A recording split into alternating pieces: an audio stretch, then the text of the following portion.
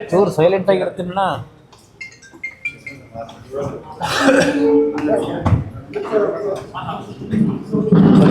ವಿಧಾನ ಪರಿಷತ್ತಿಗೆ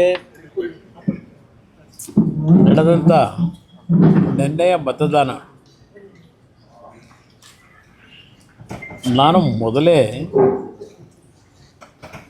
ಮಾಧ್ಯಮದ ಸ್ನೇಹಿತರ ಮುಂದೆನೇ ಹೇಳಿದ್ದೆ. ಮನಿ ಪವರು, ಮಸಲ್ ಪವರು ಇದೆಲ್ಲ ಏನು ಹೇಳಿದ್ದೆ. ನಾನು ಚುನಾವಣೆ ಗೆಲ್ತೀವಿ ಅಂತಕ್ಕಂಥ ದೃಷ್ಟಿಯಿಂದ ಅಭ್ಯರ್ಥಿ ನಿಲ್ಲಿಸಿದ್ದಲ್ಲ. ನಾನು ಪಕ್ಷದ ವತಿಯಿಂದ ತೀರ್ಮಾನ ಮಾಡೋದಕ್ಕಿಂತ ಮುಂಚೆ ಈ ದಿನಾಂಕ ನಿಗದಿಯಾದ ಮೇಲೆ ಮನೆಯಲ್ಲೇ 2 ಸಭೆಗಳನ್ನು ಮಾಡಿದೆ. ಎಲ್ಲ ಶಾಸಕರನ್ನ ಎಕ್ಸೆಪ್ಟ್ ಒಬ್ಬರು, ಈ ಜಿಲ್ಲೆಯವ್ರನ್ನ ಬಿಟ್ಟು ಕೆಲವರು ಆಗಲೇ ಸುಮಾರು 1-1.5 ವರ್ಷದಿಂದನೇ ಕಾಲು ಹೊರಗಿಟ್ಬಿಟ್ಟವ್ರು. 2 ಕಾಲನ್ನು, 1 ಕಾಲಲ್ಲ 2 ಕಾಲು ಇಟ್ಕೊಂಡವ್ರೆ. ಅವ್ರಿಗೆ ಬೇಕಾದಂಥ ಸಂದರ್ಭದಲ್ಲಿ ಹೇಳಿಕೆಗಳು ಕೊಟ್ಕೊಂಡು ಬಂದಿದ್ದಾರೆ. ಅವರು ಹೇಳಿದ್ದಾರೆ ನನ್ನ ಸಂಪರ್ಕದಲ್ಲೇನು ಇರಲಿಲ್ಲ ಅಂತೇಳಿ. ನಾನು 2 ಸಭೆ ಮಾಡಿದ ಉದ್ದೇಶವೇ ನಮ್ಮ ಪಕ್ಷದ 18ರಲ್ಲಿ 17 ಮತಗಳನ್ನು ಉಳಿಸ್ಕೋಬೇಕು ಅಂತಕ್ಕಂಥ ದೃಷ್ಟಿಯಿಂದ. ಕೊನೆಗೆ ನಮ್ಮಲ್ಲೇ ಶಾಸಕರುಗಳು ಕೆಲವರು ಇಲ್ಲ ನಾವು ಯಾವುದೇ ಕಾರಣಕ್ಕೂ ಅಭ್ಯರ್ಥಿ ಹಾಕದೇ ಇದ್ದರೆ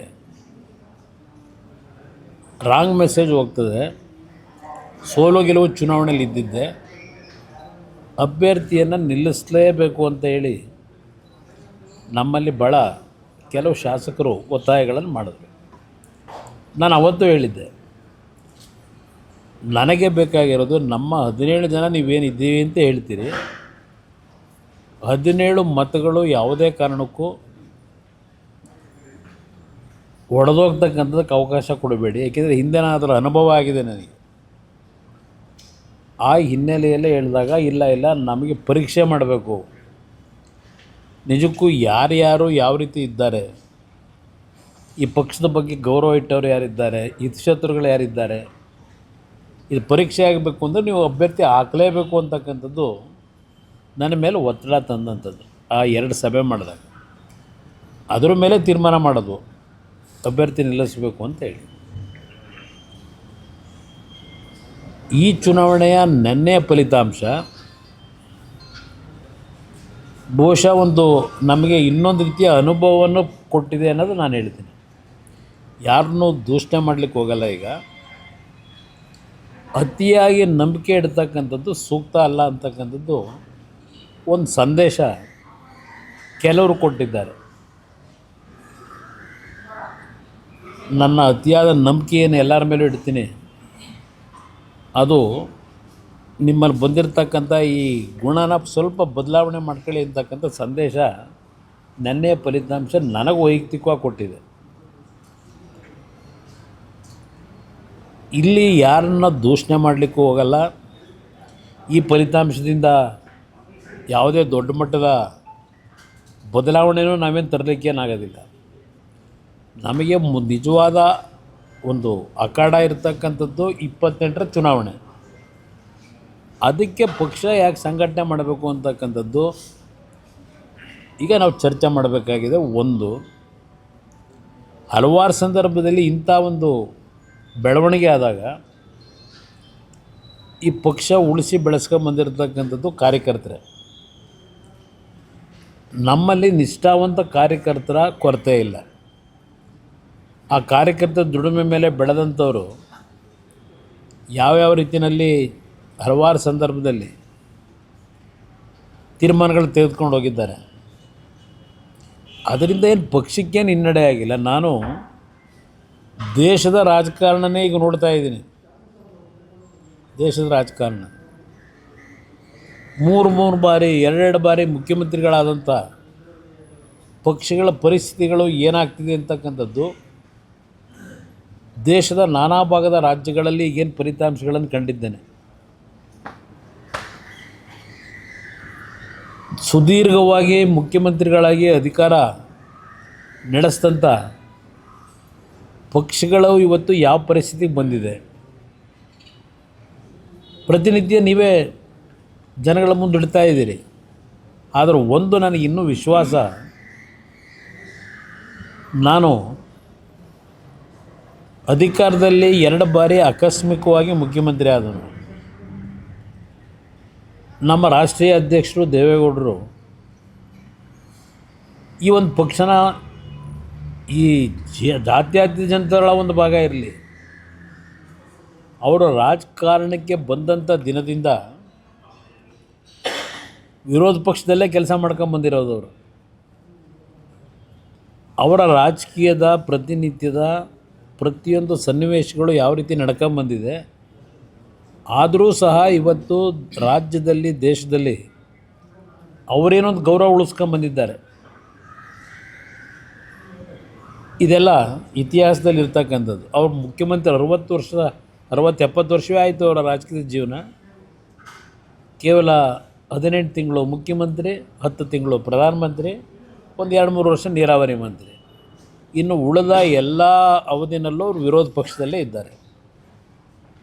ಅದೇನೋ ನನಗೆ ಅವ್ರು ಬಳುವಳಿ ಕೊಟ್ಟಿದ್ದಾರೆ, ನನಗೆ ಅವರ ರಾಜಕೀಯ ಜೀವನದ ಬಳುವಳಿ ನನಗೂ ಕೊಟ್ಟಿದ್ದಾರೆ ಅಂತ ಅಂದ್ಕೊಂಡಿದ್ದೇನೆ. 2004 ಮೊದಲನೇ ಬಾರಿಗೆ ವಿಧಾನಸಭೆ ಪ್ರವೇಶ ಮಾಡಿದೆ. ಅಲ್ಲಿಂದ ರಾಜ್ಯದ ರಾಜಕಾರಣದಲ್ಲಿ ನನ್ನ ಒಂದು ಪಕ್ಷದ ಬೆಳವಣಿಗೆಗೆ ನನ್ನ ಕಾರ್ಯಕರ್ತರ ಜೊತೆ ಕೈ ಜೋಡಿಸಿ ಕೆಲಸ ಮಾಡ್ತಕ್ಕಂಥ ಒಂದು ಸನ್ನಿವೇಶಗಳು ನನಗೆ ಪ್ರಾರಂಭ ಆದಂಥದ್ದು. 2007 ನಂತರ ಈ ಪಕ್ಷದ ಮುನ್ನಡೆಸ್ಕೊಂಡು ಹೋಗ್ತಕ್ಕಂಥದ್ದು ಸ್ವಲ್ಪ ನನ್ನ ಹೆಗಲ ಮೇಲೆ ಬಿತ್ತು. ದೇವೇಗೌಡರು ಎಲ್ಲೆಲ್ಲಿ ಅವರ ಒಂದು ಶಕ್ತಿ ತುಂಬಬೇಕು ತುಂಬ್ಕೊಂಬಂದಿದ್ದಾರೆ. ಆದರೆ ಕಳೆದ 20 ವರ್ಷದಲ್ಲಿ ಸುದೀರ್ಘವಾಗಿ ಈ ಪಕ್ಷದ ಕಾರ್ಯಕರ್ತರ ಸಂಘಟನೆ ಜೊತೆಗೆ ಪಕ್ಷಕ್ಕೆ ಆರ್ಥಿಕವಾಗಿ ಶಕ್ತಿ ಇಲ್ಲದೇ ಇದ್ದರೂ ಈ 20 ವರ್ಷ ಈ ಪಕ್ಷ ಇನ್ನೂ ಈ ರಾಜ್ಯದಲ್ಲಿ ಒಂದು ಅಸ್ತಿತ್ವ ಇಟ್ಕೊಂಡಿದೆ ಅಂತಕ್ಕಂಥದ್ದನ್ನಾದರೂ ನಾನು ಕಾರ್ಯಕರ್ತರ ಜೊತೆಗೂಡಿ ಇಲ್ಲಿವರೆಗೆ ಉಳಿಸ್ಕೊಂಬಂದಿದ್ದೇನೆ.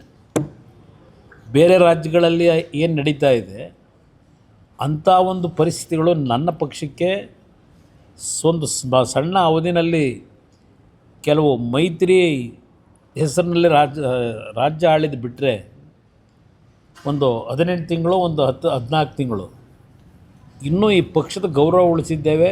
ನಾನು ಸ್ವಲ್ಪ ಅಲ್ಪ ಮಟ್ಟಿಗೆ ಜನಗಳ ವಿಶ್ವಾಸ ಇಟ್ಕೊಂಡಿದ್ದೇನೆ.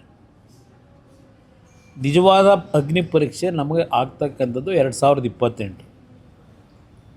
ಹಣಬಲ ತೋಳ್ಬಲದ ವಿರುದ್ಧವೇ ಚುನಾವಣೆ ನಡೆಸಬೇಕು.